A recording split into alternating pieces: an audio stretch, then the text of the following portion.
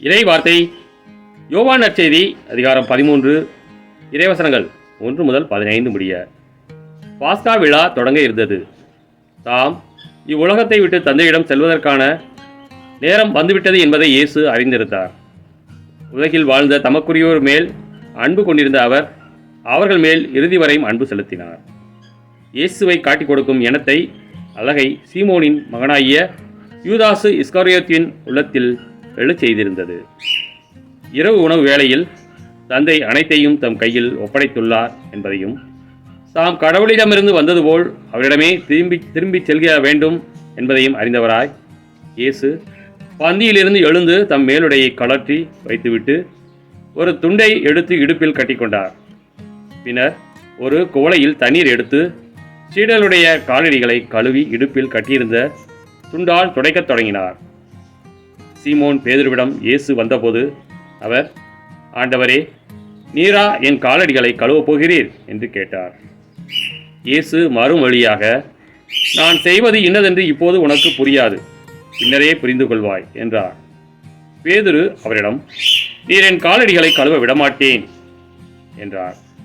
இயேசு அவரை பார்த்து, நான் உன் காலடிகளை கழுவாவிட்டால் என்னோடு உனக்கு பங்கு இல்லை என்றார். அப்போது சீமோன் பேதுரு, அப்படியானால் ஆண்டவரே, என் காலடிகளை மட்டுமல்ல, என் கைகளையும் தலையையும் கூட கழுவும் என்றார். இயேசு அவரிடம், குளித்து விட்டவர் தம் காலடிகளை மட்டும் கழுவினால் போதும், அவர் தூய்மையாகி விடுவார். நீங்களும் தூய்மையாய் இருக்கிறீர்கள், ஆனாலும் அனைவரும் தூய்மையாய் இல்லை என்றார். அதை காட்டிக் கொடுப்பவன் எவன் என்று அவருக்கு ஏற்கனவே தெரிந்திருந்தது. எனவேதான் உங்களுள் அனைவரும் தூய்மையாய் இல்லை என்றார்.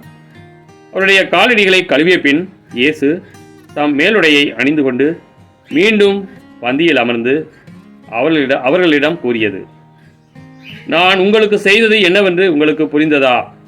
நீங்கள் என்னை போதகர் என்றும் ஆண்டவர் என்றும் அழைக்கிறீர்கள். நீங்கள் அவ்வாறு கூப்பிடுவது முறையே. நான் போதகர்தான், ஆண்டவர்தான். ஆகவே ஆண்டவரும் போதகருமான நான் உங்கள் காலடிகளை கழுவினேன் என்றால், நீங்களும் ஒருவர் மற்றவருடைய காலடிகளை கழுவ கடமைப்பட்டிருக்கிறீர்கள். நான் செய்தது போல் நீங்களும் செய்யுமாறு நான் உங்களுக்கு முன் மாதிரி காட்டினேன் என்றார். கிறிஸ்துவின் நற்செய்தி.